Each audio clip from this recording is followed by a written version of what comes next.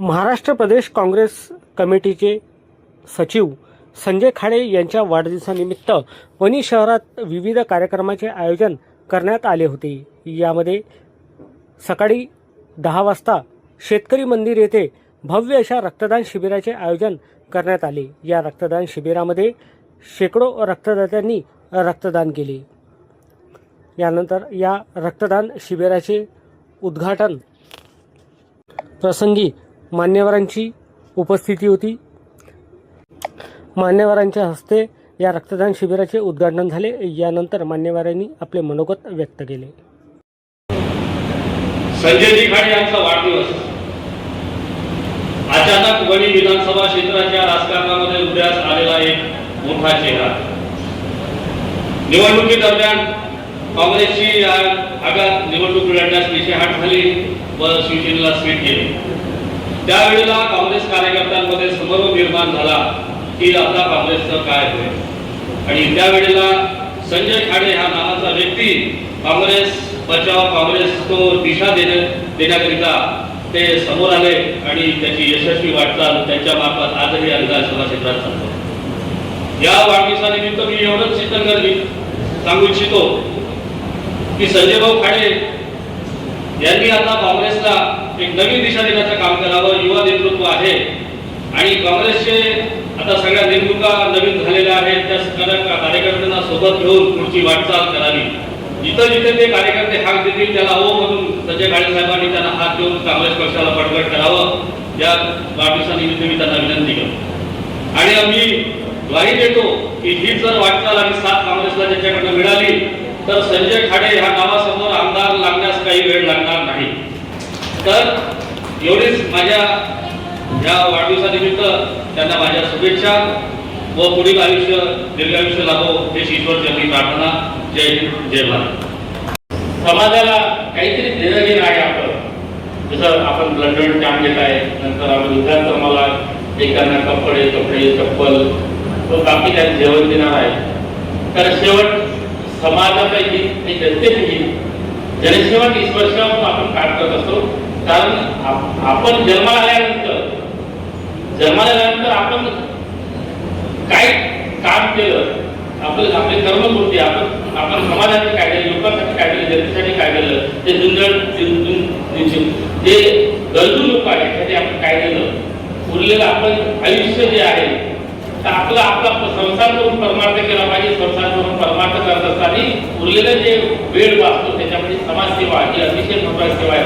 जनसेवा ईश्वरसेवा हा ब्रीदवाक्य घेऊन आम्ही गेल्या अनेक वर्षापासून आपण काम करत आहे। काम आम्ही सतत चालू राजकीय प्रतिक्रिया सुद्धा अतिशय म्हटलं का संजय भाऊ काँग्रेसचं नेतृत्व केलं पाहिजे। 100% भाऊ आम्ही काँग्रेसचं नेतृत्व जरी नेतृत्व एकाकडे नसते, सर्व एकत्र टीम वर्क असते। काँग्रेस टीम वर्क करून आपण काम केलं पाहिजे। कारण एक व्यक्ती काही करू शकत नाही, सर्व टीम वर्क करून काम केलं तर 100% येणारा पुढचा आमदार काँग्रेसचा 100% असेल। यावेळी कोण आला होता, परंतु आता काही घटना घडल्या, परंतु येणारा आमदार काँग्रेसचा असेल। आताच एकाला कोण म्हटलं काय आताच फार बोलणं चालू आहे, परत चालू आहे, विधान परिषदेच्या निवडणुका आहे।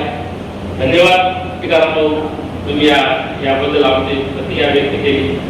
परंतु शेवट आहे विधानसभेची निवडणूक जी आहे हे अतिशय महत्वाची असते, पैशावर आहे, सोपी नाही निवडणूक। परंतु तुम्ही शुभेच्छा त्यावेळी आमचा आशीर्वाद किंवा शुभेच्छा दिल्या याच्याबद्दल तुमचे सुद्धा खूप खूप आभार, धन्यवाद। कारण राजकीय क्षेत्र हे क्रिकेट सारखा खेळ आहे, क्रिकेट आज अनिश्चितचा खेळ आहे। म्हणजे सर आपण आमदार उभं राहते किंवा खासदार उभं राहते, कोण केव्हा येईल, कोण केव्हा पडेल, कोण कोणाला गेम करेल काही भरोसा नाही। परंतु जैसा नसीबाचा भाग है, भाग्य से ज्यादा और समय के पहले किसी को मिलता नहीं। आपण निरंतर आमदार बनो किंवा खासदार बनो किंवा कोणी जे नशिबापासून ते घडते। अनेक लोक शॉर्टकटमध्ये आमदार बनले, अनेक लोक वर्षभर उभं राहिले पडले तर कोणी आमदार झाले नाही, हे योगायोग आहे। परंतु आमदार बनवू नाही बनवू किंवा हा विषय राजकीय विषय राजकीय भाग आहे, परंतु आपली सेवा निरंतर सुरू राहणार। कारण दिनदुबळ्यांची सेवा किंवा लोकांची सेवा अनेक असे विषय आता विचारले गेले आहे. आता एवढा काळ बेकार येणार आहे. एवढं प्रचंड महागाई वाढली, पेट्रोल वाढत आहे, डिझेल वाढत आहे. यासाठी समाजाचं काही ते देणं घेणं पण सरकारला आपल्याला जागृत करावं लागणार आहे. खूप मोठे आंदोलन करावं लागणार आहे. जिथं न्याय हक्कासाठी आपल्याला लढा लागणार आहे. म्हणजे हे राजकीय क्षेत्रात त्या सामाजिक काम करत असताना समाजासाठी आपण लोकांच्या हक्कासाठी आपण काय देणार आहे हे अतिशय महत्वाचं आहे. हे हक्क सुद्धा आपल्याला ह्या लोकांना मिळवून देण्याचं काम हे सुद्धा जनसेवा आहे. लोकांचे जे हक्क आहे आपल्याला मिळवून देण्याचं काम सुद्धा आता विम्याचे पैसे मिळते. यवतमाळ जिल्हा विम्यामध्ये पूर्ण गायब केला. सर्वात मोठा आत्महत्याग्रस्त जिल्हा सुद्धा विम्यामध्ये गायब केला. हे सुद्धा येणाऱ्या काळात आपल्याला लढायला लागणार आहे. नंतर शेतकऱ्याच्या मालाला भाव नाही, शेतकऱ्यांना आता खत मिळणार नाही. खता सुद्धा आम्हाला आपलं आंदोलन मोठी करावं लागणार आहे. खत मिळणार नाही, 50% सुद्धा खत, खताचे जे रॉ मटेरियल आहे हे देशातून आहे होते ते सुद्धा मिळणार नाही. डॉलर वाढल्यामुळे मोठ्या प्रमाणात महागाई वाढणार आहे. डिझेल मिळणार, केवळ तुम्हाला डिझेल सुद्धा मिळणे तुला पाठवणार आहे. तुझ्या शेतकऱ्याला डिझेल सुद्धा मिळणार आहे, तर शेतीचा हंगाम डिझेलसाठी सुद्धा आपल्याला आंदोलन करावं लागणार आहे. मग हे समाजसेवा आपल्याला करायला लागणार आहे.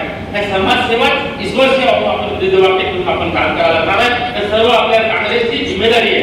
विरोधी पक्ष नेता म्हणून काँग्रेसची जिम्मेदारी आहे. सर्वांना ज्यावेळेस एखादा आंदोलन होतं त्यावेळेस सर्वांनी एकत्र आलं पाहिजे. ज्या मेसेज मिळाला आहे एकत्र आला पाहिजे. त्या आंदोलन उभं करायची गरज आहे. आमच्या तालुका अध्यक्ष पांजाटे सुद्धा यांच्या जिम्मेदारी आहे. नंतर नवीन पदाधिकारी सुद्धा मोठी जिम्मेदारी आहे. भविष्यात येणाऱ्या काळात आपल्याला खूप मोठी समाजसेवा ही समाजसेवाच आहे. आंदोलन करते, लोकांना न्याय मिळवणे समाजसेवा आहे. जशी आपली ब्लड करून समाजसेवा करतो तशी सुद्धा आपली समाजसेवा अनेक प्रकारची समाजसेवा आहे. अगणित समाजसेवा याच्यामध्ये गिनती नाही समाजसेवेमध्ये अनेक प्रकारची सेवा आहे. तुम्ही एखाद्या गरीबाला मदत करतो ते समाजसेवा आहे. एखाद्याला अन्नदान करतो समाजसेवा, ब्लड डोनेट कॅम्प करतो त्याला समाजसेवा आहे. तुम्हाला एखादं आंदोलन करून लोकांना शेतकऱ्यांना न्याय हक्क मिळवतो ते समाजसेवा आहे. हे सेवेला अनंत म्हणजे असा अनलिमिटेड आपण समाजसेवेचं कार्यक्षेत्र आहे. राजकारणा व्यतिरिक्त समाजसेवेचं कार्यक्षेत्र आहे. त्या कार्यक्षेत्राला कुठंच अर्थ नाही. म्हणून येणाऱ्या काळात आपण जे करता येईल ते समाजासाठी आपण करूया. एकत्र येऊन करूया, काँग्रेस मोठी करूया. काँग्रेसचे सर्व पदाधिकारी एकत्र येऊन आपण काम करूया.